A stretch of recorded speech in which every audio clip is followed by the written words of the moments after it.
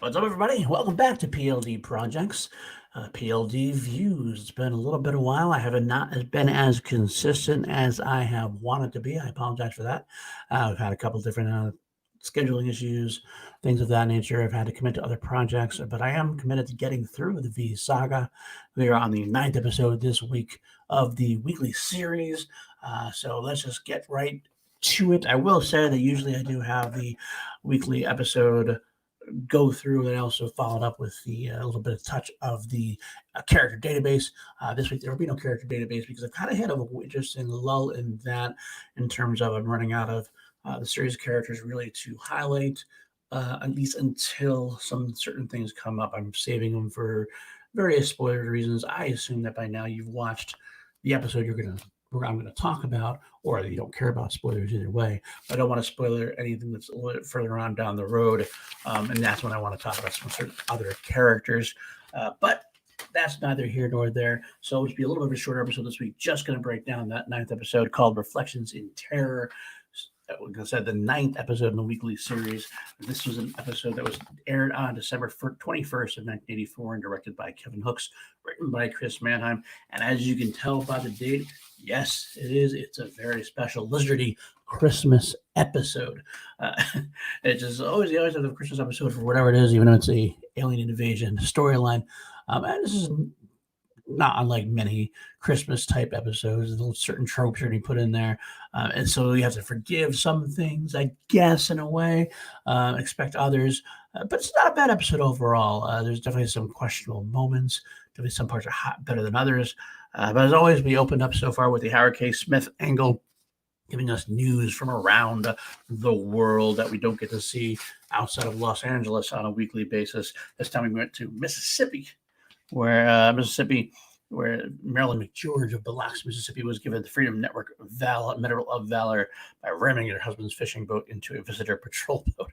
All these weird, kind of cool things. They also talk about Philippines, Brazil, and New Mexico throughout the storyline update.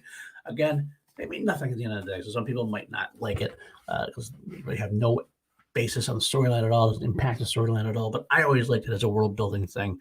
I mention that time and time again, but I always say that because in case somebody's just watching it for the first time, I always like to point that out, how I tend to like that angle. So there's a couple different storylines that kind of mesh together throughout this episode. It's like I said, as the Christmas episode. We basically have the Donovan and Ham storyline, the Elizabeth, Kyle, and Robin storyline, and the Julie and Nathan based storyline. Again, there is some overlap. The big part about this was in the Donovan Ham storyline.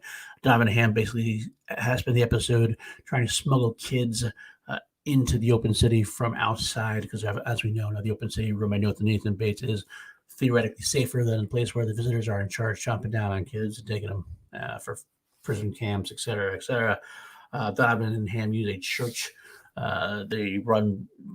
They get in trouble with the visitors quite a bit, as they have a van that's using. You can tell their visitors are looking out for this van that they use, because it's obviously an ongoing issue that they're trying to clamp down on it.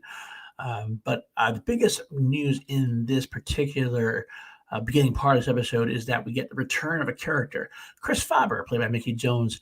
We get to see him come back. He joins up the Resistance again. He last saw him in the Final Battle. He hadn't made the jump to the weekly series, but he is back now. They basically write out the storyline and say he was with the Arizona Resistance, and that they got wiped out, so he had moved on to try to help kids and help the priest that was involved in this episode, moving the kids into the open city. So we would get return Chris, and Chris gets to join the LA Resistance again for a while. It's a mixed bag for that. For me, I like Chris as a character. He's Ham and Chris, when they were introduced in the Final Battle, were a great team. They had a great chemistry and camaraderie together. However, when you took Chris away, it forced Donovan and Ham to be the team. And I really like Donovan Ham as definitely more of the oil and water kind of thing, instead of like the two like-minded joking around. You had these two very different people going after each other. It always seemed like a much better matchup, as very dramatically and fun. So I do think that was not exactly the greatest idea. But again, on the other side, I did like the characters, so it was nice to see him, and a nice tie back into the Final Battle. At the beginning part of the Donovan and Ham storyline, I will move over to the Elizabeth side. Here is Elizabeth shopping for Christmas. And it's just kind of a strange thing and very inconsistency. One of those inconsistencies I've mentioned before, about what 4 or 5 episodes ago, Julie wouldn't let Elizabeth leave the Club Creole on her own and was terrified when Kyle took her out for a spin. And here it is. Elizabeth's walking the streets of Los Angeles during Christmas, buying Christmas presents. She's all mature now. It's amazing how quickly she has matured over the years, over the time. I mean, the years, I'm sorry, over the weeks or months we've seen where she was basically a 2-year-old kid. And now she's a pretty much a mature adult, still some naivety, but it's very few and far between at all, really, to be honest with you. But she gets she gets tricked by a corsage saleswoman who pricks her and gets her blood for Diana. And Diana gets to create this Elizabeth clone. Okay, clone storylines are always kind of tough, and they have to really be up to muster. And this one, unfortunately, raises a lot more questions about issues going on. Diana is experimenting on Elizabeth's blood, and they create this clone. I mean, first of all, why? We don't really know why. Diana never really mentioned why Elizabeth is so necessary to her plans. Granted, she has these special powers that she has. That's what Diana's going after, but she's not very clear on it. But worse to me is that if Julie Parrish and Robert Maxwell in the original the Final Battle miniseries can take Elizabeth's blood and use it to discover an antitoxin for the red dust, you're telling me Diana can't? I mean, I always think it was always a big stretch that Diana couldn't discover it. She could discover the cure to every other known disease, but couldn't find a way to stop the red dust. And here she has the exact things that have been used to create an antitoxin pill, and she still can't do it. So it becomes kind of a tricky thing again. We do get to move forward in the soap opera angle as well. Robin discovers Kyle and Elizabeth kissing, gets all pissed off and kind of walks off, storms off. So at least that's kind of like, I was kind of getting sick of the unknown love triangle, so to speak. It's good to get that out of the way. It was just kind of more of a tiring thing. Robin's really becoming kind of a tiring character. She really doesn't have much place except for she was looking goo gaga at Kyle, and as far as that goes, it's good to get that over with. And Elizabeth's mom is not as important now. Elizabeth is being treated more maturely and more like she's an adult on her own. It's just there's not really much of a place for her, unfortunately. With that being said, the other side has to do with Nathan Bates and Julie Parrish. Nathan is really gung-ho into finding out who's in the resistance because they're giving him so much trouble. Sets up a spy. They suspect the Club Creole. They find these people together. Here's actually one of the cool episodes in here. Let's do that. This is one of the cool parts. He's next to this and this. Not that, actually. That one. It's a very funny sequence where in the Club Creole, Willie starts playing piano and sings the god-awful worst version of Dick the Halls with miss lyrics, of course. It's actually a very funny moment. I do actually appreciate one of my favorite parts of the weekly series was how they sometimes would use Willie for comedic relief, but specifically in this case, Visitor knocks him down off the piano, starts playing the Visitor National Anthem on a piano. Again, that's kind of, I don't even know how they have a piano and how that translates and how this guy knows how to play the piano. Again, those things you don't ask, I guess. But there's a nice dueling weapons here of piano, a Visitor playing the piano on the national anthem, and Julia starts singing America the Beautiful. Of course, it kind of becomes this very stirring, patriotic moment. Donovan and Ham and Chris walk in, and they start singing as well. The whole place starts singing. The visitors walk out. Everybody's cheering, but the Nathan Bates' spy or whatnot get pictures of all of them together, and that's going to, of course, lead to trouble. Now, meanwhile, this is actually a good sequence, too.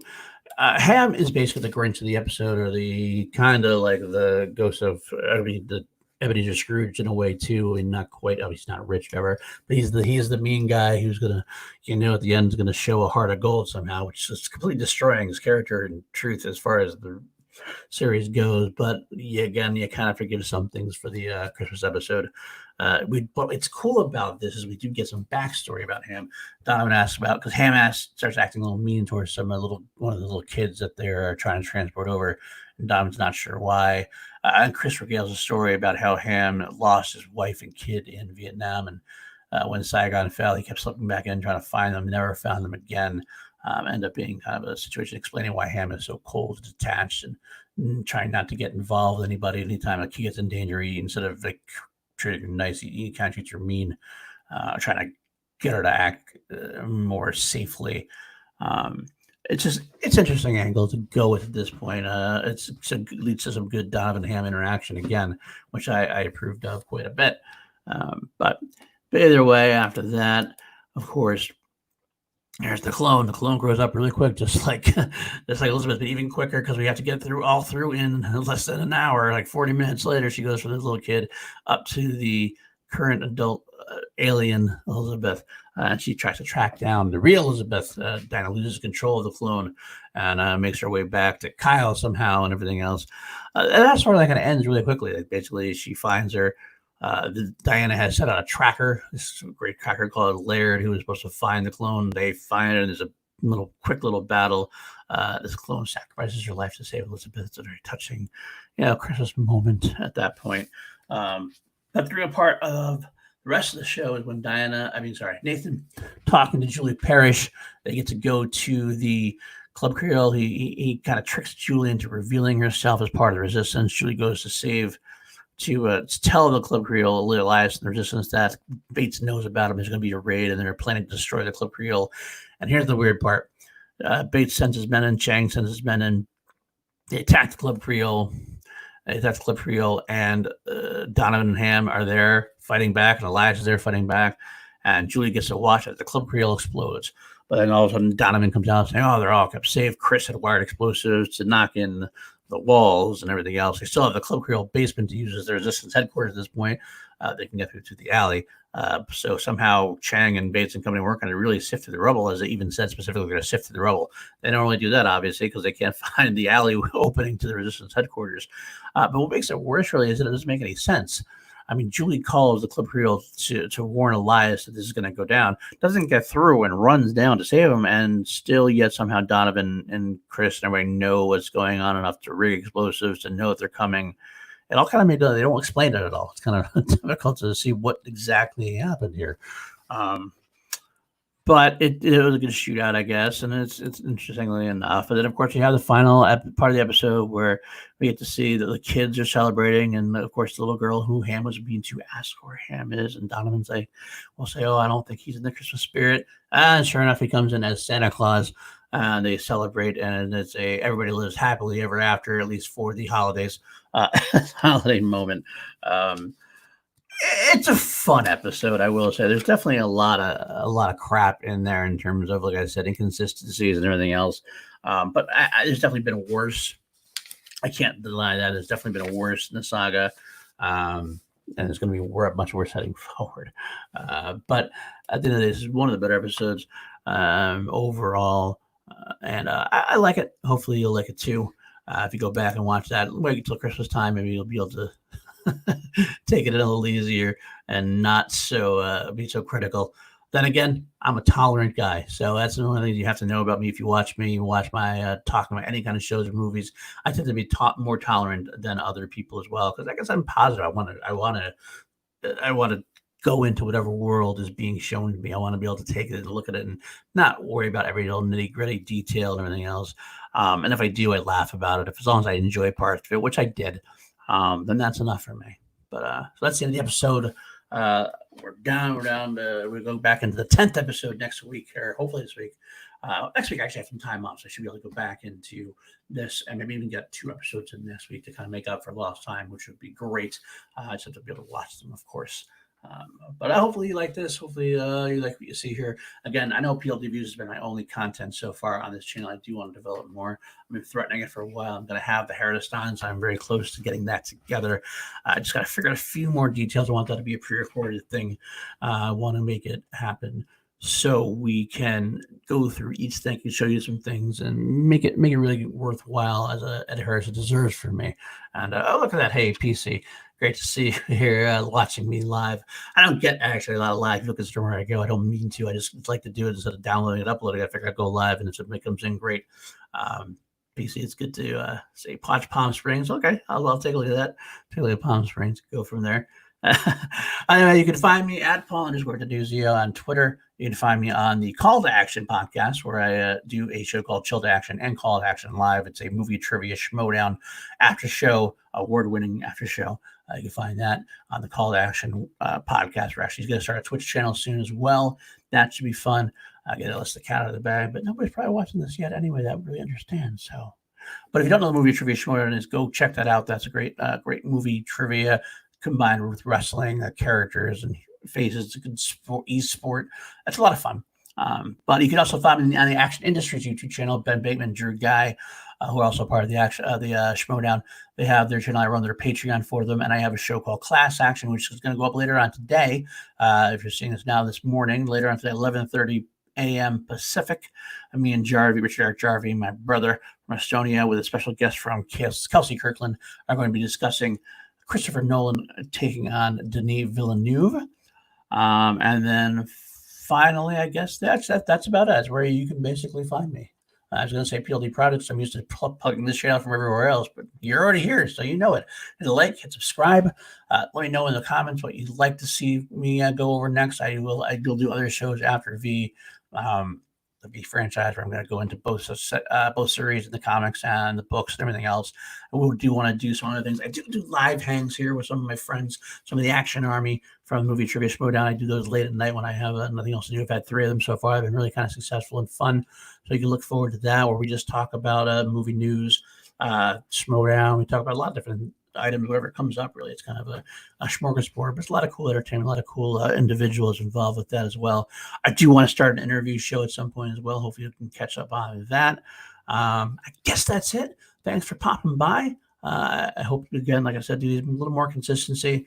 But I will see you guys next time. Thank you so much it means a lot to me here, checking me out here. I have 133 subscribers, and that means a lot to me compared to, this is all on my own compared to the other things I do involving the Schmodown, involving other people on Call to Action, involving Action Industries. This is my own personal space. So I really appreciate your support. Comment, like, subscribe. Tell me what you want to say. Maybe I can work something out. So, but until then, Pratyanama, and I will see you next time.